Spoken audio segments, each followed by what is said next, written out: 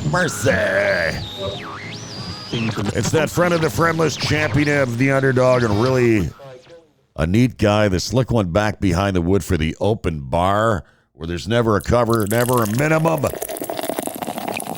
And Black Friday is happening. Oh, God, I hate Black Friday. You wouldn't catch me dead out on Black Friday. I would rather drink a bottle of Window X or fist fight a gorilla than to go out on Black Friday. No fucking way. No fucking way. Black Friday, my ass is home on Black Friday. Don't want to go anywhere. Don't need it. Don't want it. Not looking for any bargain busters or any stupid people to deal with. Thank you very much. So the Bills are on a bye week right now, and thank God they needed to rest up. I mean, they're banged up. Kincaid, we know, is banged up. Of course, the kid, the rookie, Coleman, is got the wrist issue. And Amari Cooper also, he played with a cast, made a nice one-handed catch. But listen, we're banged up. This is actually a good time in the year to have a bye week. I hate it when they give you a bye week like after weeks 5 or 6. You really need it for the stretch. What have we got? 6 more games coming up. I know we've got Frisco Sunday night, and Purdy, I don't know if he's going to be back or not, but he did not play this past weekend, and San Francisco got their ass handed to him. Then, of course, we've got the Rams, who are always tough at Los Angeles. 3 NFC opponents in a row, and then we finish our NFC streak against the Lions in Detroit. That could be a Super Bowl preview, really. That'll be a tough one, probably the toughest game of the year. And then, of course, we finish it off with the Patriots, the Jets, and the Patriots, I believe. I believe there's 3 Eastern divisional games in a row. We haven't played New England at all yet, believe it or not. That's kind of weird how that ends up. But, yeah, that's the way it's looking. So how many of these 6 games are we going to win? I'll be happy if we win 4 of them. But I'm going to go out on a limb here and say we win 5, okay? Can't lose the AFC games. Those are the most important ones. If you're going to drop one, drop an NFC game. And it's still way too early, but it looks like Josh Allen actually has a shot at MVP this year. Other people they're mentioning, Saquon Barkley, who had a kick-ass game. What do you have, 250 yards rushing last night and another 50 yards in receiving? That's awesome. And the Giants are, they gave up on him. They need to just blow things up in New York. I think that's what's going to happen there with the Giants at the end of the year. Daboll will be looking for a gig. And Miami is, they're back in it. It looks like, what have they won, 4 games now?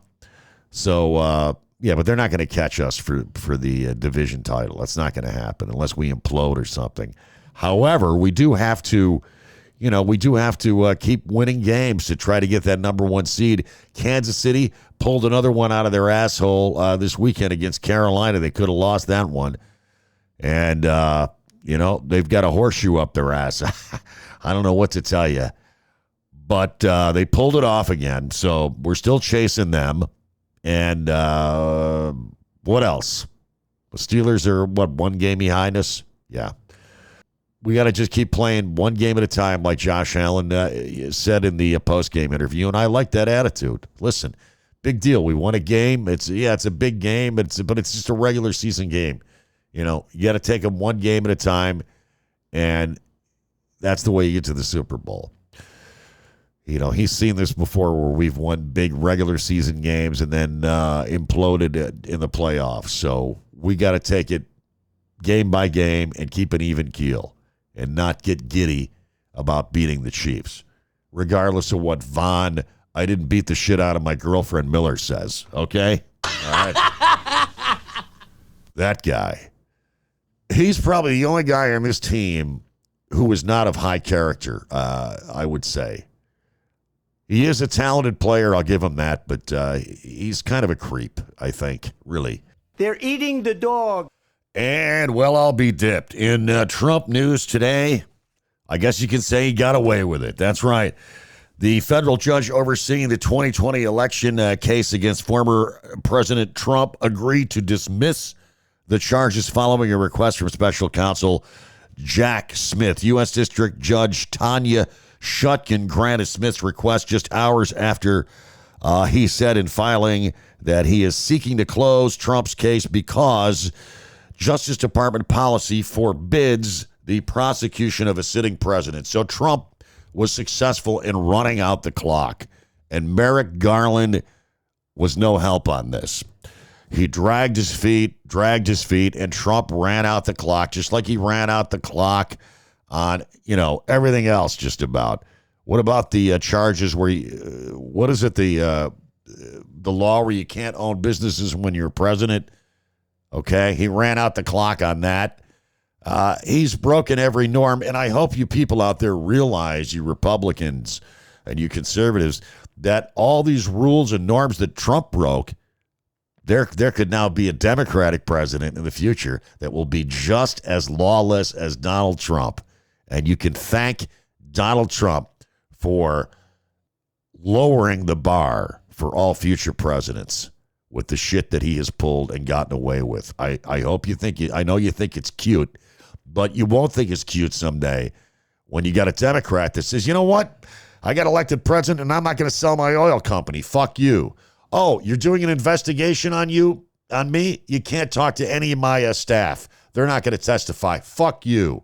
I can say the election was stolen, and I could lie about that, and I could get away with it. I could call up attorney generals from other states and say, hey, I need 15,000 votes, man. Come on, give me 15,000 votes. I could do an insurrection. I can incite a fucking riot if I lose to try to stay in office and get away with it. And you know what they're going to say? Hey, Donald Trump did it. Be careful what you wish for, because you may get it back in spades someday. Now, Smith goes on to say, after careful consideration, the department has determined that the Office of Legal Counsel's prior opinions concerning the Constitution's prohibition of federal indictment and prosecution of a sitting president apply to this situation, and that as a result, this prosecution must be dismissed before the defendant's inaugurated. Smith wrote in this filing that prohibition is categorical and does not turn on the gravity of the crimes charged, the strength of the government's proof, or the merits of the prosecution, which the government stands fully behind. So what he's saying is, we're not dropping this because he's innocent or because we fucked up. They're dropping it because a sitting president cannot be indicted. And, of course, the Supreme Court also gave him cover when they said a president could do pretty much anything he wants as long as he's doing it under the guise of a presidential action. Furthermore, Judge Shutkin said in a brief opinion that dismissing the case without prejudice is appropriate, in part because it is consistent with the government's understanding that the immunity afforded to a sitting president is temporary, expiring when they leave office. Yeah, like that's going to happen. Like they're going to try Trump when he leaves office.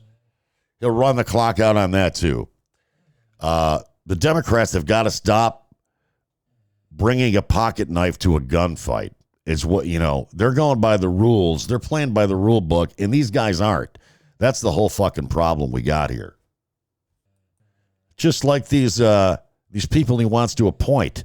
They're trying to get around doing FBI background checks, which are basic. It's a norm. And we've been doing it forever. Whenever somebody gets vetted, you could tell Trump's not vetting anybody because they didn't know about what's-his-face, the defense secretary, the guy that they put up there from Fox News. Oh, I'm sorry. He was a major in, the National Guard. Okay, so that gives him, so he should be allowed to run a $1 trillion, defense budget. So anyways, they didn't know about the sexual assault that he had with that woman that he paid off to keep quiet. So they didn't know. This is because they don't vet anybody, because they don't care, because they are hiring scumbags and grifters and criminals. Sexual offense? Great. Welcome to the Trump administration. Crook, grifter, Fine. Welcome to the Trump administration. This is how they fucking roll. I mean, Dr. Oz in charge of Medicare, and I was supposed to sleep nights. I mean, what? How is Dr. Oz qualified to run that department? I mean, really.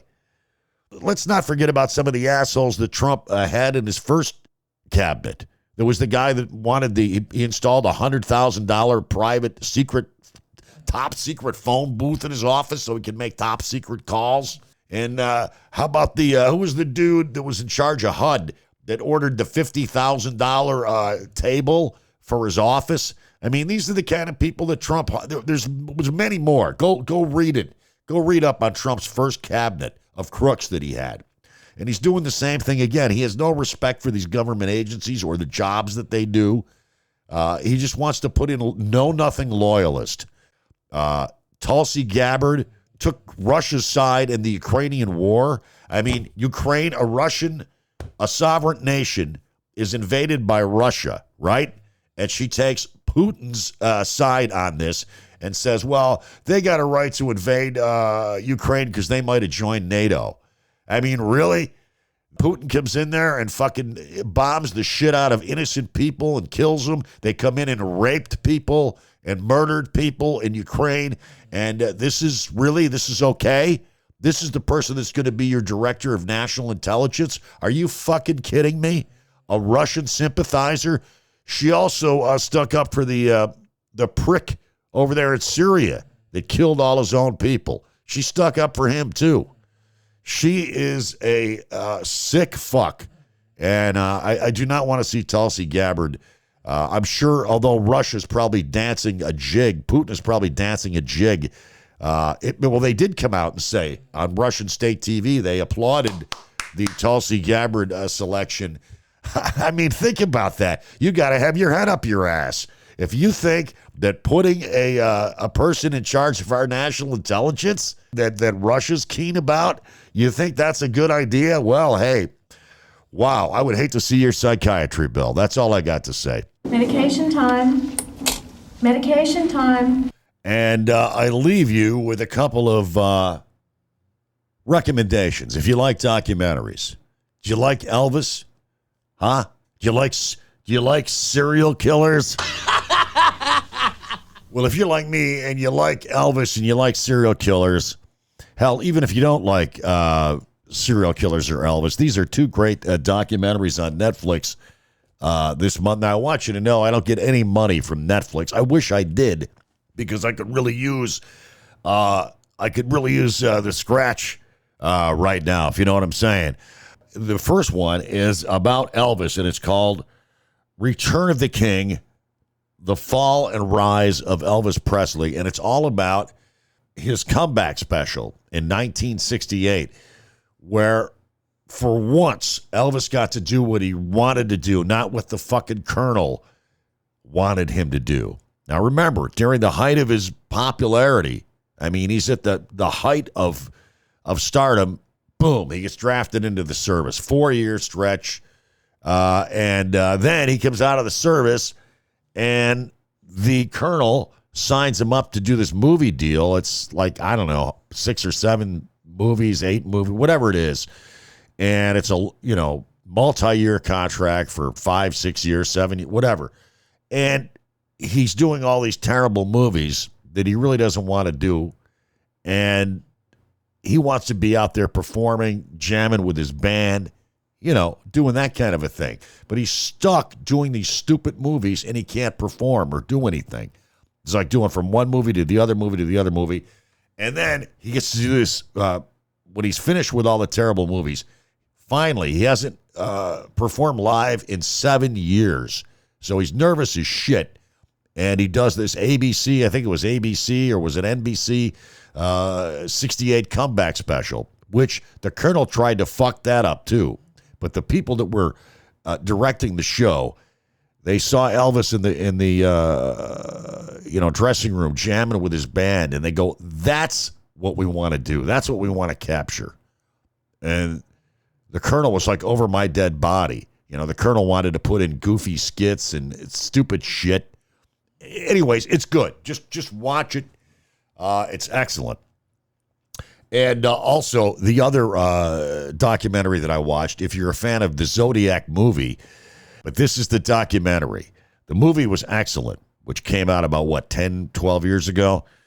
It's called This is the Zodiac Speaking, and it's on Netflix. And it is interviews with a lot of survivors, not just survivors, but family members that knew him as a friend to their family. And all this circumstantial evidence. You see, they never caught the Zodiac killer. They never really caught him. They couldn't get any physical evidence on the guy. All right. But there's like a zillion instances of circumstantial evidence against this guy. And he gets away with it. So, I mean, it's very, very interesting, especially if you're familiar or a little bit familiar with the Zodiac killer that was a serial killer in San Francisco in the 70s, early 70s and late 60s. So check those out on Netflix and, have a kick-ass Thanksgiving. I will talk to you again soon. Until then, of course, listen, I got to get back to my ointment and salve collection. What can I tell you?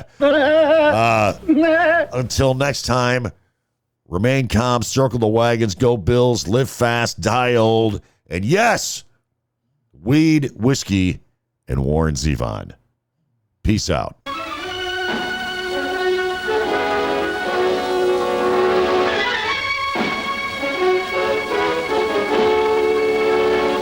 Hail to the king, baby.